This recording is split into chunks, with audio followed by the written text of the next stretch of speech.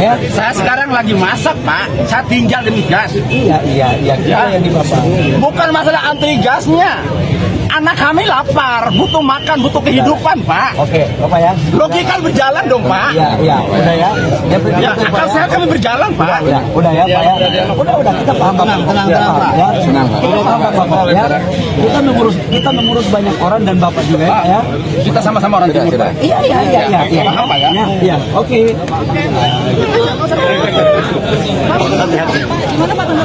Iya, Bapak. Kita kan pemerintah kan harus mendengar langsung dari rakyat. Saya Entah kenapa melihat video di awal tadi rasanya sangat puas. Seorang bapak-bapak marah-marah terhadap Bahlil, orang yang membuat peraturan yang sangat konyol, yang sangat bodoh. Bukannya membantu rakyat, malah memberikan rakyat beban, menjadikan rakyat sebagai bahan percobaan, memberikan beban yang begitu berat, dan bahkan ada korban jiwa. Dan seharusnya Pak Prabowo memang sudah memecat orang yang seperti Bahlil ini. Untung saja Bapak tadi masih bisa menahan emosinya, sampai-sampai Bahlil tidak ditimpuk tabung gas LPG. Sebenarnya kita mengharapkan itu. Untung saja Bahlil tidak bernasib seperti Ade Armando dulu, digebukin massa. Aduh. Nah, sahabat-sahabat, untuk video yang akan Mimin tampilkan berikutnya, di mana emak-emak lagi-lagi marah-marah terhadap Bahlil. Saya kira kalau emak-emak sudah buka suara mengenai persoalan apa yang menjadi polemik di negeri ini terkait dengan tabung gas yang begitu langka, saya kira sudah menandakan bahwa betul-betul bahwa negeri kita sedang tidak baik-baik saja. Nah, sahabat-sahabat, untuk itu tanpa berlama-lama langsung saja kita simak dulu bagaimana komentar-komentarnya, dan silahkan sahabat-sahabat tanggapi. langkah sih enggak, tapi kalau mau beli satu rumah tangga, kalau mau beli mau borong 30 ya piye toh. Langkah sih enggak, saya pastikan enggak. 30 per orang. Ngedabrus di Bahlil. Ucuk jamur enoki. Kalau ngomong kagak diayak. Bagaimana urusannya? Ajar, Mak. Langka sih enggak. Lah kalau emang kagak langka, jangan lu kosongin itu yang buat dagang ngecer. Itu yang ada di pangkalan sono, pangkalan gas yang kata lu belinya di sono murah. Hah? Entar nama dia dikosongin. Kalau mau harganya sekian, nih ada nih cuma sekian, harganya sekian. Dari pusatnya kagak ada. Lah orangnya namanya orang dagang, di mana-mana semuanya pada nyari duit. Lo mau kata begitu, yang ada kita makinan susah. Bukannya dimudahkan, malah disulitkan. Seperti itu Bahlil. Ya Allah, Bahlul ente Bahlil. Heran gua, hah?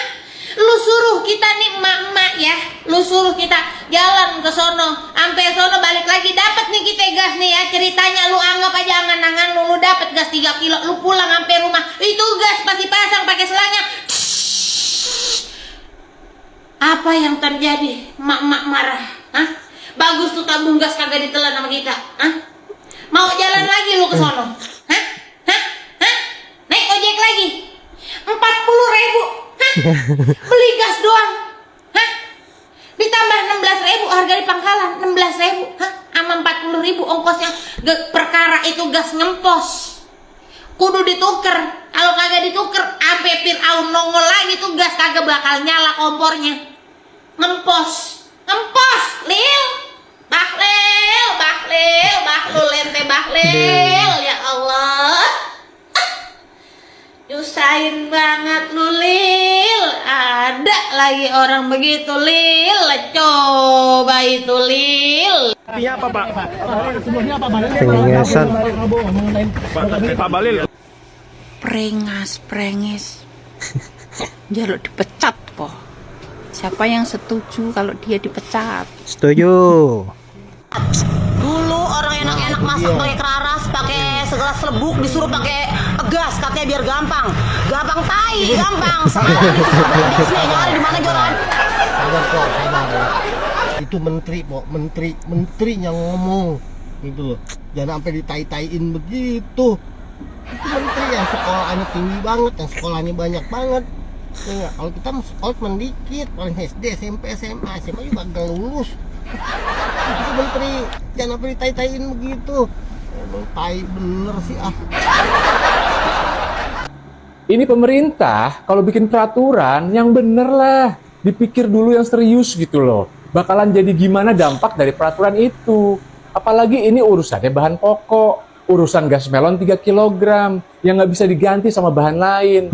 Sekarang pemerintah bikin aturan, gas melon nggak boleh dijual di pengecer, bolehnya di agen. Lah, sekarang agennya jauh. Emang lo pikir semua orang punya motor? Emang motor nggak pakai bensin? Lo bayangin kalau emak-emak yang harus jalan kaki 2 km bahkan lebih, nenteng-nenteng tabung gas kosong sama gendong anaknya. Pulangnya dia lebih berat, karena tabungnya udah ada isinya. Orang yang sehat aja bisa jadi sakit. Lah gimana kalau nenek-nenek? Agen gas jam 5 sore udah tutup. Lah kalau gas habis jam 7 malam, gimana? Rakyat nggak bisa makan sampai agen gas buka. Gitu. Terus gimana nasib tabung gas kosong yang ada di pengecer sekarang? Terus gimana pendapatan para pengecer? Pemerintah mikir dong, hidup rakyat sendiri kok dibikin susah. Hanya demi untuk mendapatkan hak mereka atas gas melon 3 kg. Yang sebenarnya udah jadi kewajiban pemerintah untuk memenuhi itu. Lah kok untuk dapat hak aja, sekarang malah dipersulit. Rakyat itu bukan pengemis, yang mentang-mentang miskin, jadi bisa diperlakukan seenaknya. Rakyat itu bukan mengemis subsidi. Rakyat cuma menuntut hak mereka atas subsidi. Subsidi itu bukan belas kasihan pemerintah. Subsidi adalah kewajiban pemerintah. Kewajiban pemerintah, karena pemerintah nggak bisa bikin rakyatnya mampu dan sejahtera. Gue tahu kalau gas melon cuma untuk orang miskin. Tapi emang siapa yang mau jadi miskin? Semua juga maunya jadi orang kaya. Tapi kenapa pemerintahnya nggak mampu bikin rakyatnya kaya dan sejahtera?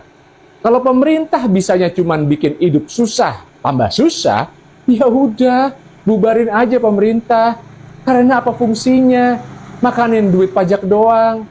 Sekarang lo bayangin, beli gas melon harus pakai KTP sama kakak. Rakyat itu mau beli gas, bukan mau ngelamar kerja. Mau beli loh, bukan mau minta, bukan mau nyolong.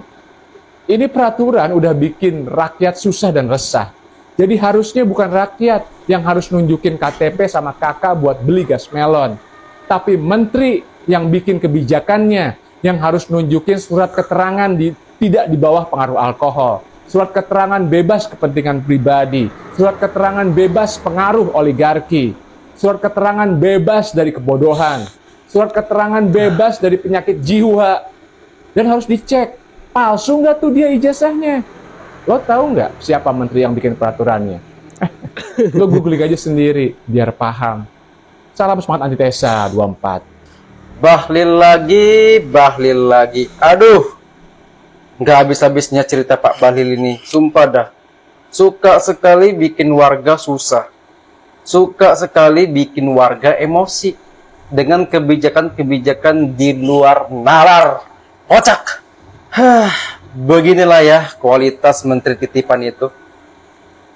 Kualitas menteri titipan. Gak kan lihat warga ngantri sepanjang ini. Hujan-hujanan lagi. Bahlil. Sudahlah. Ganti aja apa sih? Padahal udah jelas kata Pak Dasko, ini bukan perintah dari Pak Presiden. Gimana sih? Yap guys, itulah beragam komentar dari para netizen terkait Bahlil, terkait aturannya dan juga kebijakannya yang sangat-sangat membangongkan.